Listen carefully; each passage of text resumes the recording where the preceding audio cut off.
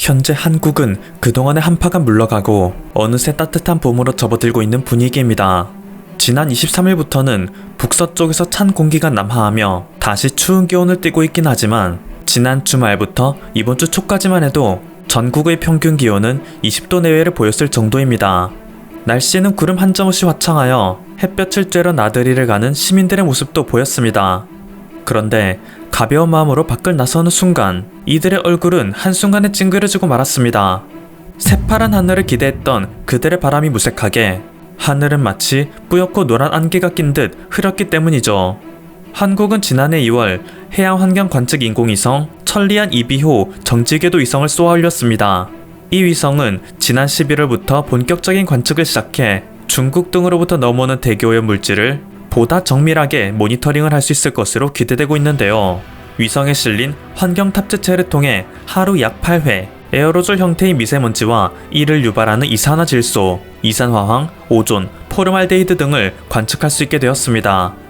유럽이나 미국의 환경위성이 찍는 공간 해상도보다 무려 11배나 뛰어난 성능을 지니고 있어 그동안 중국이 부정해왔던 미세먼지 중국 유래를 보다 확실하게 증명할 수 있을 것으로 기대되고 있죠.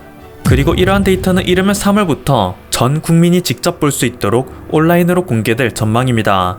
국립환경과학원 환경위성센터 홈페이지에서 천리안 2B호가 실시간으로 관측하고 있는 에어로졸의 이동 경로를 볼 수 있게 됐습니다. 그러면 이제 더 이상 중국은 미세먼지가 한국에서 생긴 거라는 황당한 주장을 할 수 없는 상황에 처하겠죠. 사실 한국에서 굳이 천리안 2B호를 사용하지 않더라도 그동안 미세먼지가 중국발이라는 것은 명명백백했습니다. 전 세계의 대기 위성 사진을 공유하고 있는 어스널스쿨의 실시간 미세먼지 지도를 보면 쉽게 알 수 있는데요. 다른 모든 지역은 청명한 대기 상태를 보이고 있지만 오직 인도 북부와 중국 대륙의 절반만이 심각한 미세먼지 농도를 보여주고 있습니다. 이 지역은 전 세계에서 인구가 가장 많이 밀집해 있고 화석연료를 많이 사용하기 때문에 당연한 결과이죠. 이들이 배출한 미세먼지는 남서풍이 부는 봄철 따뜻한 공기가 중국 쪽에서 우리나라로 넘어오면서 한국에 막대한 미세먼지 피해를 제공하는 것입니다. 하지만 중국은 자신들의 잘못을 전혀 인정하지 않습니다.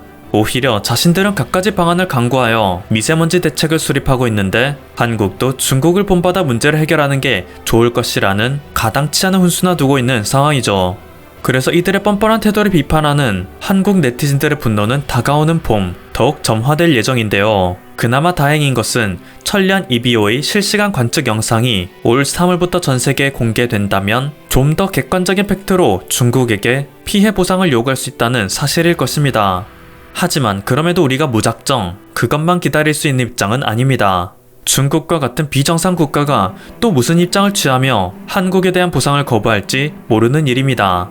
사실 대부분 한국인들은 이미 중국이 그렇게 할 것이라고 예상하고 있죠.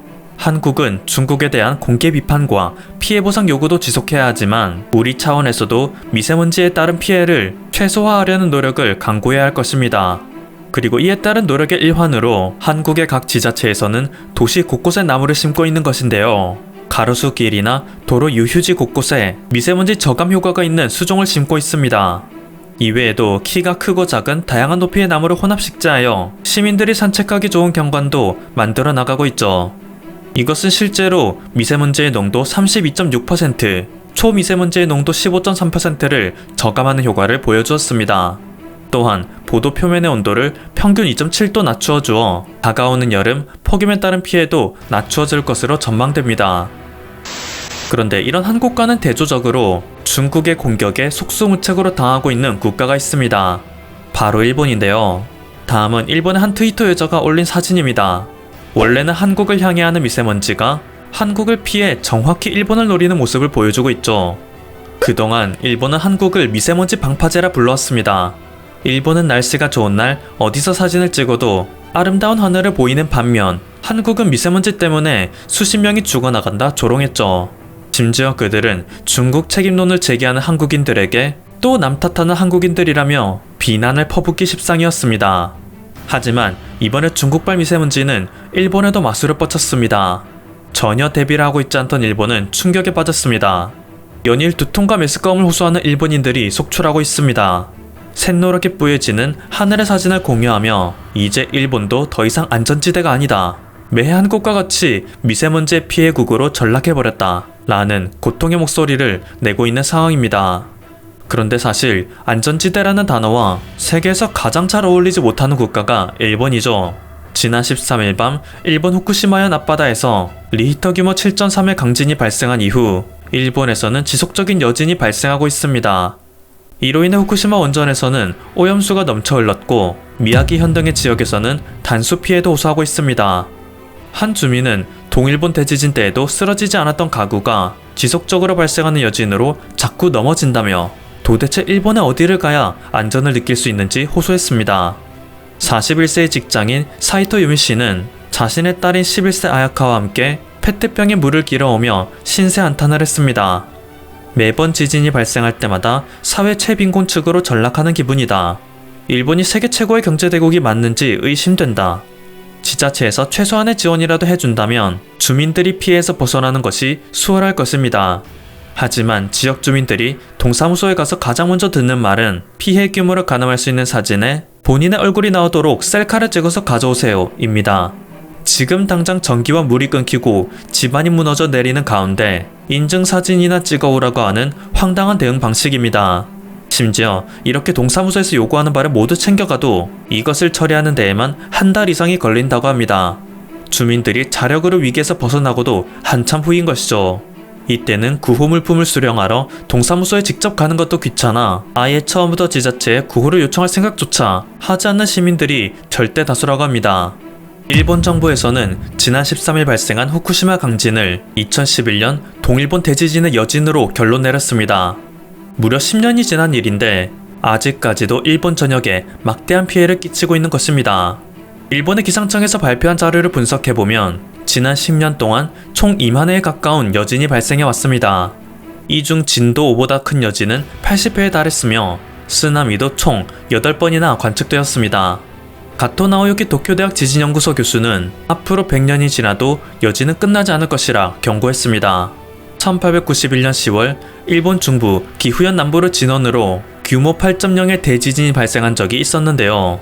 기후와 아이치현을 중심으로 7천여 명의 사망자를 낸 이 지진은 일본 사상 최대급의 내륙 직하형 지진이었습니다. 그리고 130년이 지난 지금까지도 이 지진에 따른 크고 작은 여진은 계속 발생하고 있죠. 2011년 발생한 동일본 대지진 역시 이후 수많은 여진을 발생시키고 있기에 앞으로 일본에서는 여진은 일상이 될 것이고 대지진이 또 한 번 발생한다면 그것만의 피해로도 모자라 현재보다 훨씬 잦은 빈도의 여진이 추가로 중첩될 것이라 경고합니다. 엎친 데 덮친 격으로 지난주 일본은 동부 해안 지역을 중심으로 극심한 폭설이 쏟아져 수많은 대도시 지역이 정전 피해를 겪었습니다. 일본의 전력은 전부 민영화가 된 상태이죠. 정전으로 인한 피해를 복구하는 데에는 기업의 막대한 손실이 초래되기 마련입니다. 그래서 일본의 전력회사들은 최소한의 손실로 복구하려 허구한 날 탁상에 앉아 계산기나 두드리고 있는 실정입니다. 이에 따라 단전의 고통을 겪고 있는 일본의 주민들은 하루하루가 고통의 연속일 뿐입니다.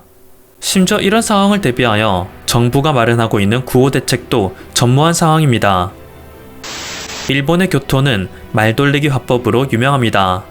교토 출신 일본인이 만약 한 아이의 어머니에게 이렇게 키울 만한 보람이 있어 보이는 자제분은 처음이네요 라는 말을 한다면 그것은 결코 칭찬이 아니라고 하는데요. 아이가 베어먹은 것이 하나도 없다 라는 말을 비꼬하는 말이기 때문이죠.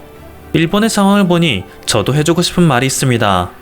이렇게 위기를 극복할 만한 보람이 있어 보이는 땅에 살고 있으니 정말 부럽습니다. 지금까지 퍼플튜브였습니다. 여러분의 구독과 좋아요 그리고 알림 설정은 콘텐츠 제작에 큰 힘이 됩니다. 감사합니다.